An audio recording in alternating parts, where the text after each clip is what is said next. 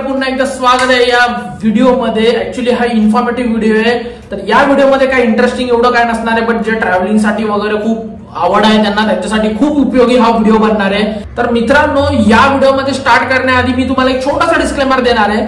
मी ही budget backpacking करतो, ही मी actually solo travelling करतो, तर मी हा जो खर्च आहे हा 1 पर्सनचा आहे। आणि मी budget backpacking in the sense काय असतं मी तुम्हाला सांगतो। टुरिस्ट आणि जसं ट्रॅव्हलर मध्ये खूप फरक असतो। टुरिस्ट काय करतो, त्या जागेवर फक्त चांगले जागे फिरतो, अनएक्सप्लोर जागा नाही फिरत, त्याला टुरिस्ट म्हणतात। म्हणजे फॉर एक्झाम्पल तुम्ही दुबईला जाताय तर तुम्ही फक्त दुबईचं बुर्ज खलिफा बघतायत, पण अनसीन प्लेसेस नाही बघत आहेत, तर त्याला बोलतात की टुरिस्ट। आता तुम्हाला कळलं असेल मी दुबईचं एक्झाम्पल का देतोय, लवकरात लवकर ट्रिप होणार आहे त्यासाठी। येस, फरक असतो। तर मी करतो बॅकपॅकिंग ट्रिप। मी काय करतो, टुरिस्ट लोक म्हणजे जे असतात, जे लेशर साठी जातात, फॉर एक्झाम्पल ते पकडून चला मोठ्या चांगल्या हॉटेलमध्ये राहतात अँड ऑल एव्हरीथिंग।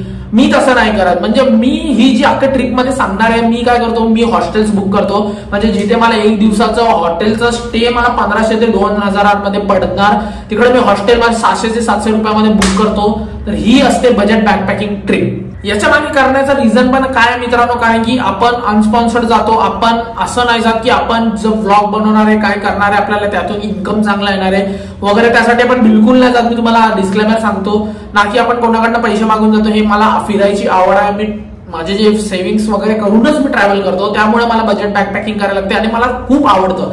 या ट्रिपमध्ये मी नेलेले ऑलमोस्ट 90,000चे मी ऑलमोस्ट 10,000 वाचवले। तुम्हाला खोटं वाटेल, दाखवतो मी तुम्हाला। हा माझा पासपोर्ट मध्ये हा बघा $100ची नोट आहे, खरी आहे आता बोलतील खोटी आहे। $100 मी वाचवले, ऑलमोस्ट 8,500 पकडून झाला आपली युट्यूबची महिन्याची इन्कम। इन्फॉर्मेशनच देणार आहे, काय बाकी सांगणार नाही।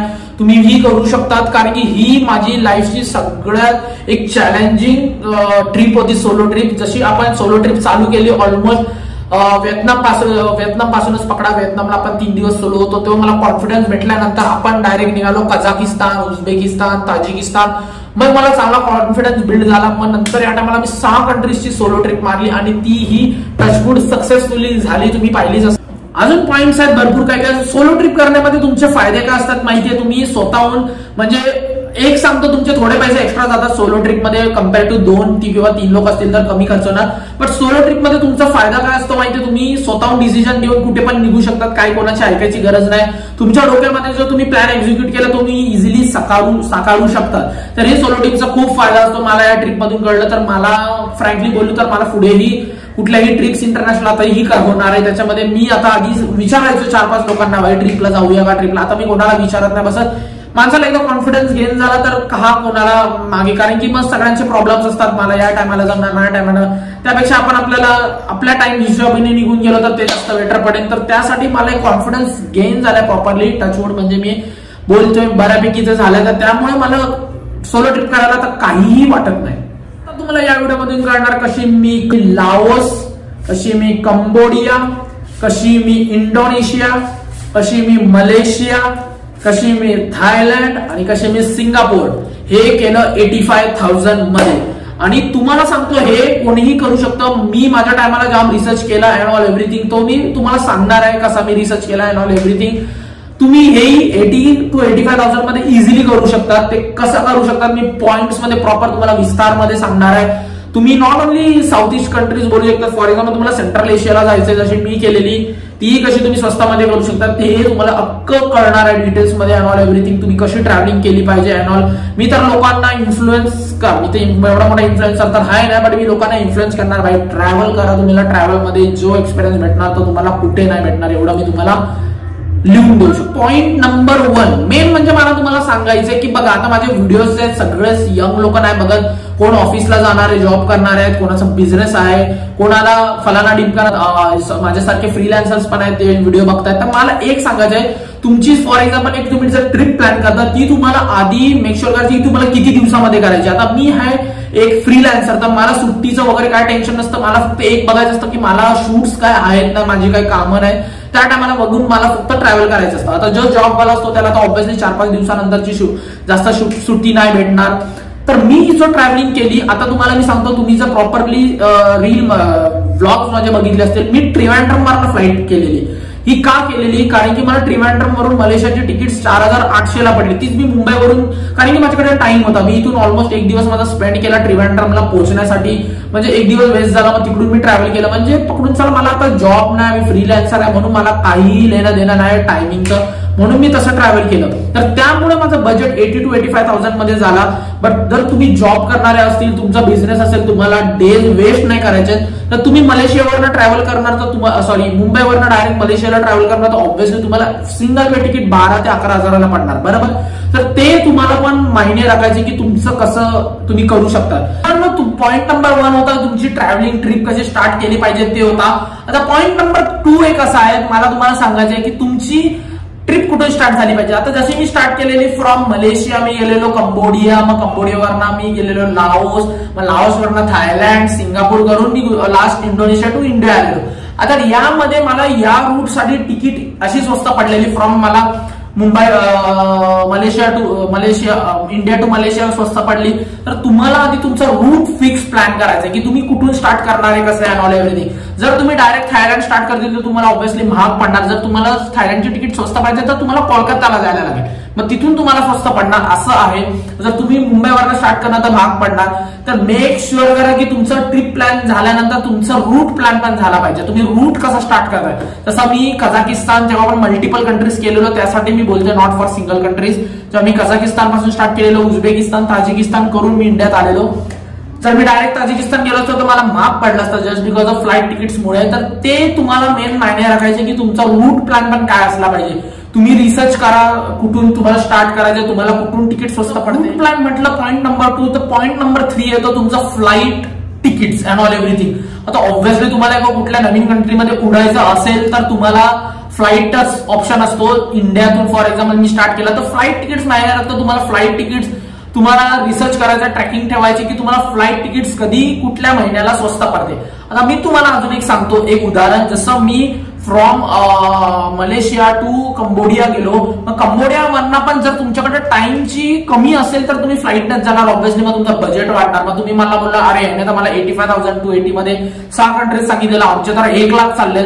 आता मी त्याच्या मागे पण तुम्हाला एक रिझन सांगतो. आता मी काय केलं, मी जसं कंबोडियाला पोहोचलो, मी कंबोडिया टू लाओस फ्लाईटने नाही गेलो, मी लँड बॉर्डर युज केली. आता तुम्हाला एक सांगतो, इथून तुम्हाला गोवाला जायचंय, ठीक आहे, तुमची गोवाची फ्लाईट तिकीट एक अंदाजे असेल 3,000, बरोबर. आता तुम्ही गोवाला इथून ट्रेननेही जाऊ शकतात, किती 800 रुपये तुम्हाला पडेल फॉर एक्झाम्पल पकडून चाला, किंवा वंदे भारत असेल तर 2,000 पकडून चाला, किंवा 1,500 रुपये पकडून चाला ट्रेनने गेला तर. पण फ्लाईटने जाणार, तुमचा टाइम वाचणार, कन्झ्युमिंग वगैरे एव्हरीथिंग, पण तुमचे पैसे जास्त जाणार. पण तुम्ही हाही विचार केला पाहिजे, जर आपण बाय रोड जातोय गोव्याला तर तुम्हाला किती स्वस्त पडतंय. तर हे मी उदाहरण दिलं. कंट्रीमध्ये पण तसंच आहे, मी फ्रॉम कंबोडिया टू लाओस फ्लाईटनेही जाऊ शकलो असतो, 1 तासाचाच टाइम ड्युरेशन होता, पण माझ्याकडे टाइम असल्यामुळे मी कंबोडिया टू लाओस गेलो बाय बस. मला पडलं तो ट्रिप एकदम स्वस्तामध्ये, ऑलमोस्ट 1,500-1,800 रुपयामध्ये पडली ती ट्रिप. तर त्यामुळे मी तसा गेलेलो. आणि लँड बॉर्डरने मी एक सांगतो, तुम्ही लँड बॉर्डरने ट्रॅव्हल करणार तुम्हाला खूप फायदा होतो, एक वेगळाच एक्सपिरियन्स करायला भेटतं, जे तुम्हाला एअरपोर्टवर फ्लाईटमध्ये नाही भेटणार, जो लँड बॉर्डरमध्ये भेटतो, आणि तुमचे पैसेही वाचतात. दिस is the rule of backpackers. तर हे लक्षात ठेवा. अजून एक मुद्दा येतो, माझा फ्रेंड आहे, माझा तो मित्र आता मध्ये इंडोनेशियाला गेलेला हनीमूनसाठी. तो मला बोलतो अरे आम्ही दोघं होतो, तू मला बोलला असा असा प्लॅन आहे, त्याच्यामध्ये आम्हाला एवढं महाग पडलं, तू बोललास तो वेगळं होतं. आता मी तुम्हाला सांगतो त्याच्याबद्दल. आता कोण कोणाला फॅमिली सोबत जातं, कोण कपल सोबत जातं, कोण ग्रुप सोबत जातं. मी तुम्हाला आधी जसं डिस्क्लेमर सांगितलं, हा ही बॅकपॅकिंग सोलो ट्रिपसाठी आहे. जर मी कसं आहे, मी हॉटेलमध्ये स्टे करत नाही, मी फॅन्सी खाणं खात नाही ट्रिपवर, मला आवडतच नाही, तर तिथे मी असे छोटे छोटे पैसे वाचवतो. त्यामुळे ती, आता मी आधीच तुम्हाला डिस्क्लेमर मध्ये सांगितलं, दिस is for the solo backpackers, लोकांसाठीच आहे. आता तो जो मित्र होता तो कपल होता, तो ऑब्व्हियसली आता तो हॉस्टेल्समध्ये तर राहणार नाही, हनीमूनसाठी गेलाय, तर ऑब्व्हियसली त्याने केलेले बाई 3 स्टार 4 स्टार असे रूम बुक्स. मग त्याचा ज्याला मी तो बजेट सांगितलेला 90-80,000चा पर पर्सन, त्याला पडला ऑलमोस्ट तो 1.5 लाखापर्यंत पडला.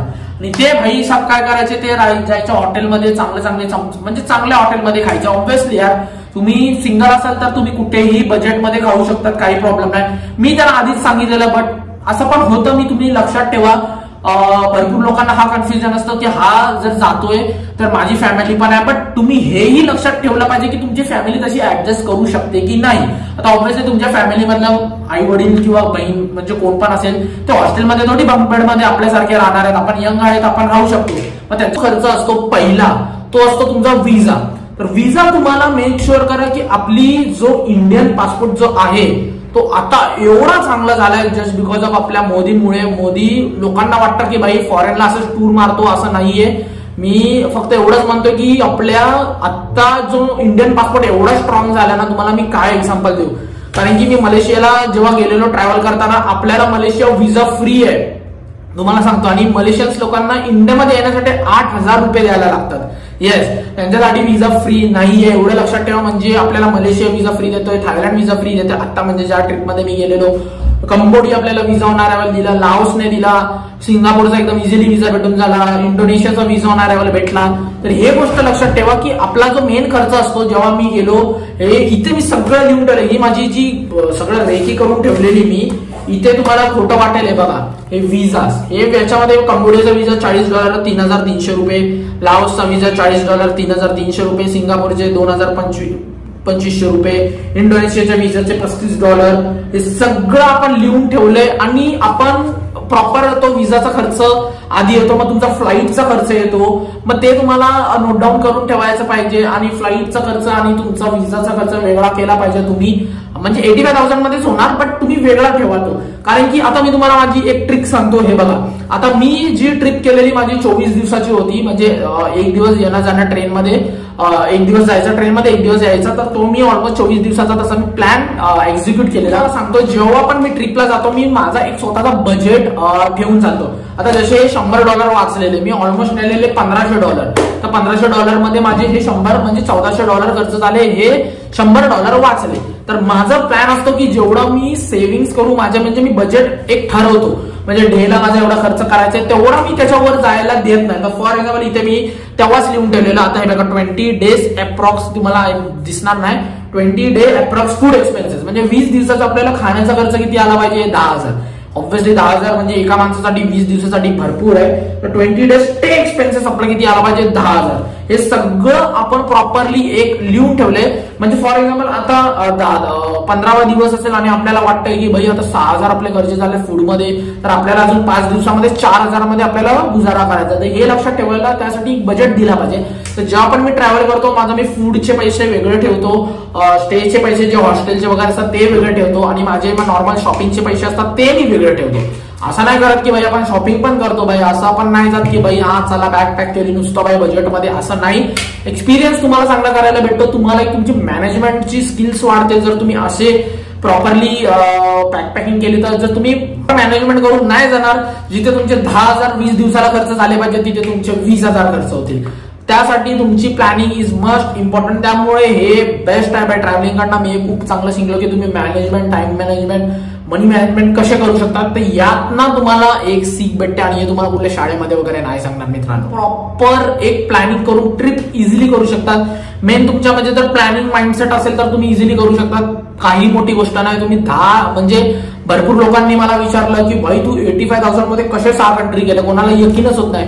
विना वर्ल्डचा मी जर टूर बघितला, थायलंडचा 1 वीकचा काहीतरी 70,000 बोलतात. म्हणजे विचार करा, हे तुम्हाला मेन गोष्टी दाखवणार, तुम्हाला प्रॉपर 3 स्टार हॉटेल देणार, तुम्हाला प्रॉपर पिकअप अँड ड्रॉप असणार त्याच्यामध्ये. म्हणजे काय तुम्ही आरामात लेशर मध्ये जातात, ते आपण नाही करत भाई. आपण ट्रॅव्हलर आहे, आपण टुरिस्ट नाही आहे. करेक्ट. आता या ब्लॉग कधी पडेल माहिती नाही, पण या ब्लॉग नंतर ऑलमोस्ट एक नवीन ट्रिपची पण आपली प्लॅनिंग झाली आहे. तर अशी आपली प्लॅनिंग चालूच असते बाय, रिसर्च तर चालूच असतो आपल्याला जिथे जिथे फिरायचंय. कारण की आता सीन असा आहे की आता आपण लवकरच, म्हणजे माझं यावर्षी 15 कंट्री फिरायचा प्लॅन होता. लकीली आता 11 कंट्री झालेत. आता आपण बघू. आता सीन कसा तुम्हाला फ्रँकली मित्रांनो बोलू, आता कामं ऑक्टोबर नोव्हेंबर मध्ये सीझन स्टार्ट होणार, मग कामं येत आहेत रिअल इस्टेटचे.